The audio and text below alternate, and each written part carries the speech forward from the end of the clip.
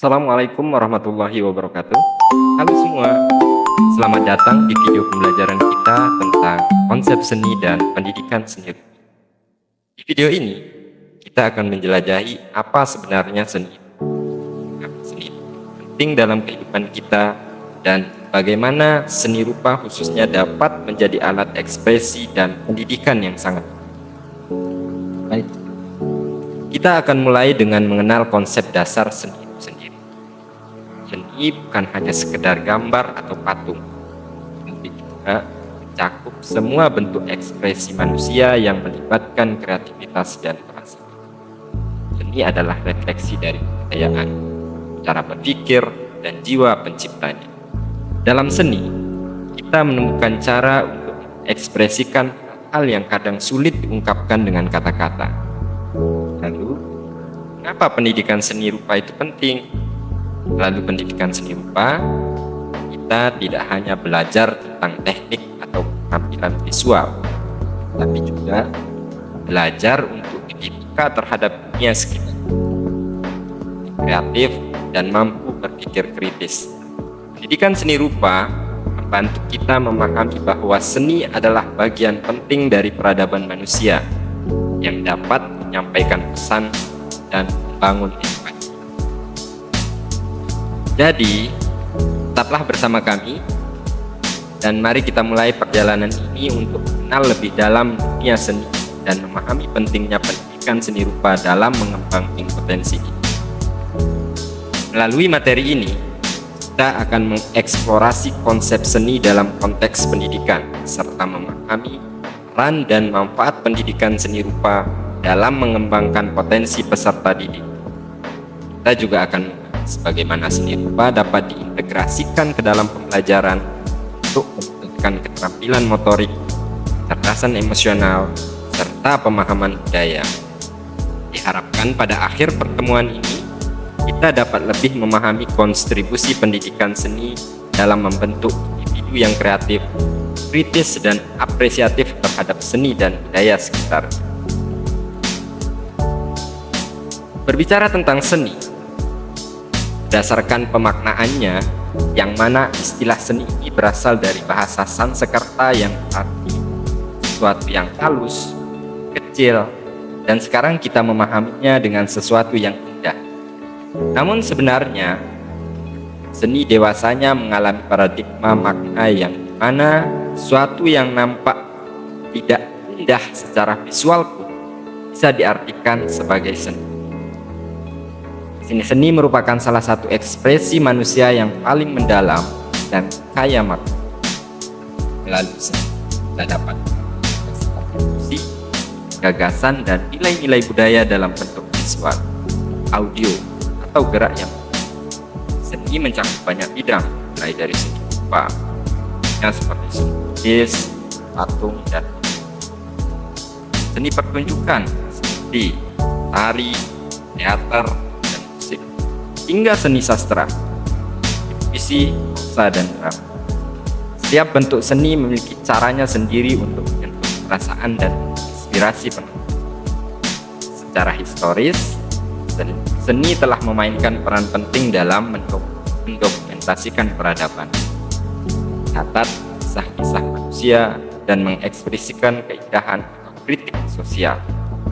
Misalnya karya-karya seni Renaissance seperti karya Leonardo da Vinci yang hanya menampilkan keindahan, tapi juga mencerminkan kebangkitan intelektual pada masa itu.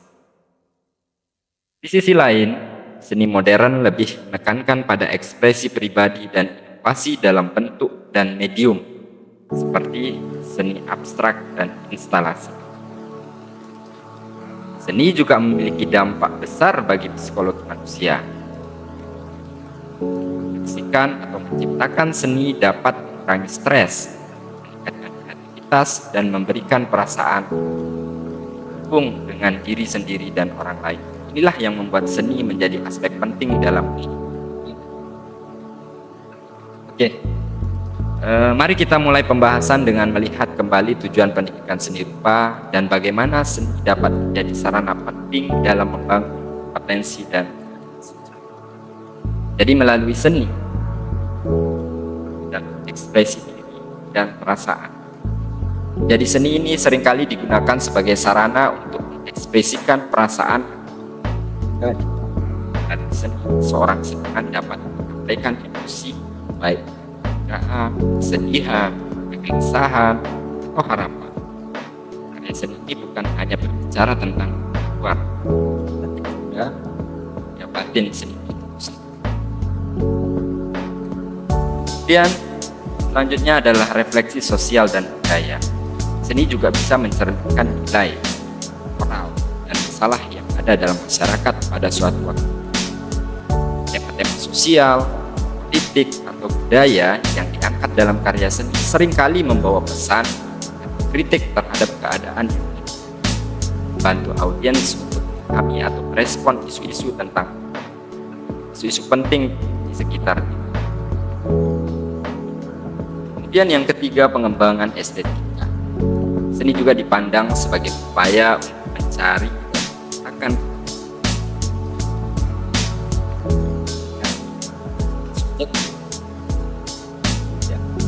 dalam gaya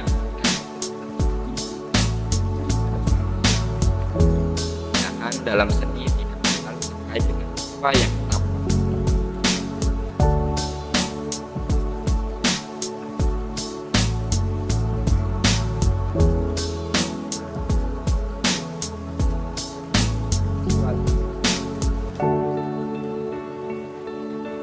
Kemudian yang selanjutnya adalah simbolisme dan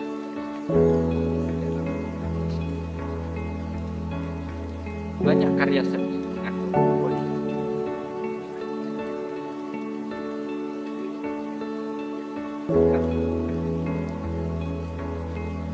Simbol-simbol untuk mewakili tema-tema seperti kehidupan, kemudian kebebasan, atau ketidakpastian. Tentang simbol-simbol ini membantu audiens lebih mendalami makna tersebut yang ada dalam karya. Ya, kelima adalah seni seringkali mengeksplorasi pertanyaan.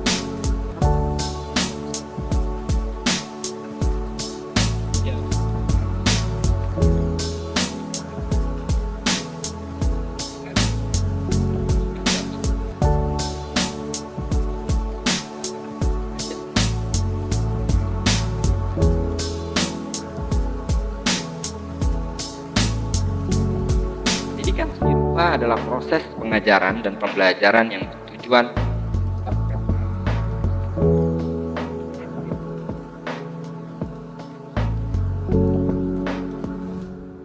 pendidikan seni rupa tidak hanya mengajarkan keterampilan teknis dalam membuat karya seni, tetapi juga mendalamkan pemahaman tentang konsep dan makna di balik karya seni.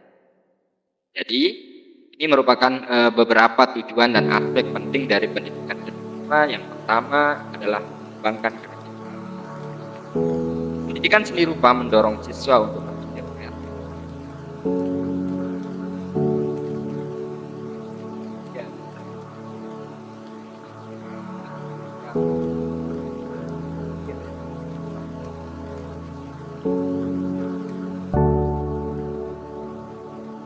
Kemudian yang kedua, peningkatan kemampuan penting dalam pendidikan rupa adalah siswa diajarkan berbagai keterampilan. Baik, sedikit kita akan membahas terkait dengan sejarah seni rupa. Jadi perkembangan daripada seni rupa itu periode yang pertama disebut atau fase primitif. Sini seni rupa primitif merujuk pada seni yang dihasilkan oleh masyarakat sejarah, yang mana mereka di sini masih berada dalam peradaban. Jadi mereka belum yang kompleks seperti yang kita kenal pada zaman sekarang. Nah di sini seni rupa primitif seringkali berhubungan dengan ekspresi budaya yang sangat sederhana dan variasi, tapi juga syarat dengan makna simbolik dan spiritual. Seni rupa primitif itu sendiri tidak berarti seni yang kurang berkembang, Dia seringkali mencerminkan kepercayaan kehidupan sehari-hari dan hubungan manusia dengan alam serta dunia spiritual. Dalam banyak hal, seni rupa primitif adalah bentuk ekspresi yang sangat mendalam. Meskipun bentuknya itu tidak terlalu halus atau terpikir, seperti seni yang kita lihat dalam peradaban. Nah, ini beberapa ciri mungkin yang bisa saya sebutkan terkait yang sederhana dan simbolisme dan sebagai bentuk simbolisme dan spiritual ya, karena di sini primitif seringkali berfungsi sebagai sarana untuk menyampaikan pesan spiritual dalam bentuk patung, ukiran, kisah giba dan benda-benda seni lainnya yang sering berhubungan dengan kekayaan.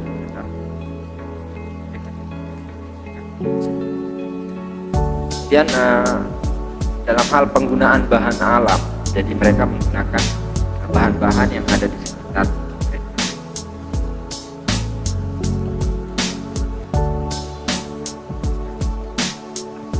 Ya, dari fungsi dan estetiknya dan lain sebagai sarana ekspresi artistik. Banyak karya seni primitif yang juga berfungsi sebagai objek yang berguna dalam kehidupan sehari-hari mereka, seperti alat tangga, senjata, pakaian. Mereka menggabungkan estetis dan vegetarian. Banyak jenis yang bisa kita saudara terkait dengan seni rupa primitif ini. Ada sebagai contoh yang realnya itu lukisan gua ya yang berada di Gua Liang ya, itu meninggalkan penggambaran lukisan hewan buruan. Jadi mereka menggambar di dinding-dinding gua itu tujuannya adalah untuk menjadikan objek gambar itu sebagai ritual mereka. Jadi pada zaman itu mereka memiliki ritual menombak dinding yang sudah digambarkan dengan objek hewan buruan seperti babi rusa, bison dan lain sebagainya. Itu mereka bertujuan memiliki harapan untuk ketika mereka berburu nanti di luar mereka mendapatkan hewan itu dari sisi ritualismenya. Kemudian terkait dengan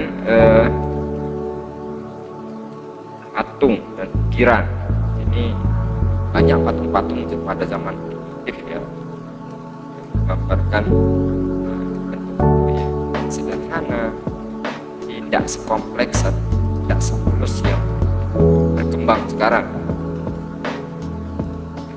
Yang belum terlalu detail kalau kita bandingkan dengan karya-karya yang sekarang pada zaman klasik. Dan fase yang kedua adalah fase klasik.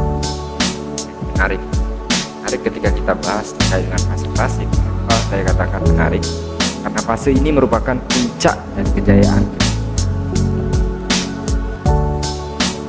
penggambaran objek evidensial yang benar-benar ideal baik dari sisi posisi benar-benar tepat perspektif ya, komposisi dan proporsi itu diterapkan dengan baik.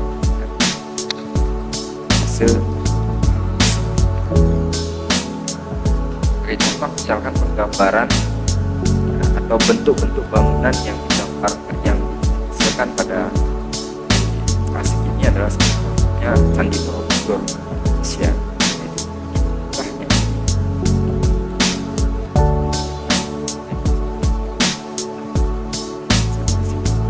Contoh lainnya ada di Mesir, piramida. Kemudian ada pada zaman Yunani, Romawi, penggambaran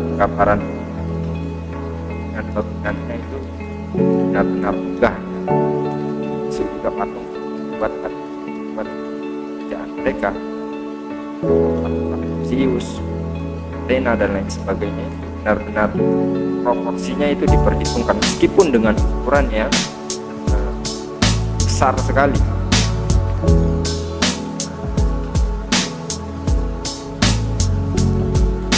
Kemudian yang keempat adalah seni rupa modern, yang mana di sini seni rupa modern adalah gerakan seni yang muncul pada akhir abad ke-19 hingga pertengahan abad ke-20. Gerakan ini ditandai oleh munculnya berbagai aliran dan gaya yang berusaha mengekspresikan kebebasan dalam bentuk, warna, dan teknik, serta menentang aturan-aturan tradisional yang mengikat seni rupa sebelumnya. Seni rupa modern tidak hanya mementingkan keindahan visual semata, tapi juga pesan, perasaan, dan konsep-konsep abstrak yang ingin disampaikan oleh seni.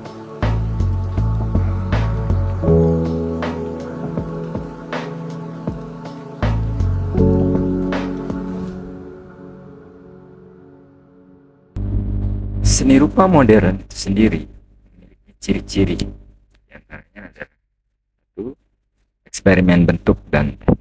Jadi seni modern mengeksplorasi bentuk-bentuk baru yang berbeda dari representasi realistik. Eksperimen teknik seperti penggunaan warna representasional dan tekstur yang beragam. Jadi sangat. Dan yang kedua adalah individualisme dan ekspresi pribadi. Banyak seniman modern fokus pada ekspresi diri dan pandangan pribadi, tidak lagi mengikuti aturan tradisi seni klasik yang ketat. Kebebasan gaya dan subjek. Jadi seni modern tidak dibatasi oleh tema tertentu. Bebas eksplorasi berbagai tema, yang esensial atau abstrak, seperti alienasi, kesetiaan, kacauan, dan sebagainya. Dan yang keempat adalah abstraksi dan distorsi. Jadi abstraksi adalah salah satu karakteristik utama seni modern, yang seringkali menggambarkan realistik dalam yang disederhanakan, dimanipulasi atau distorsi untuk menekan ide atau emosi. Pendekatan pada konsep. Poin yang kelima, banyak karya seni modern yang lebih menekankan ide atau konsep daripada keindahan. Ini menandakan pergeseran ke arah seni konseptual yang menjadi aliran.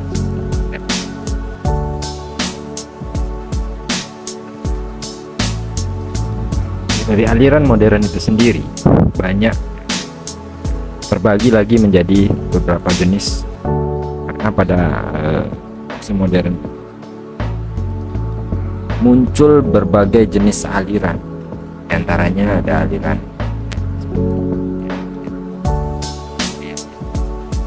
dadaisme, aliran kubisme, aliran surrealisme, dan lain sebagainya. Dan ini nantinya untuk jenis-jenis aliran ini kita akan membahasnya di ya. Saya share dalam waktu depan.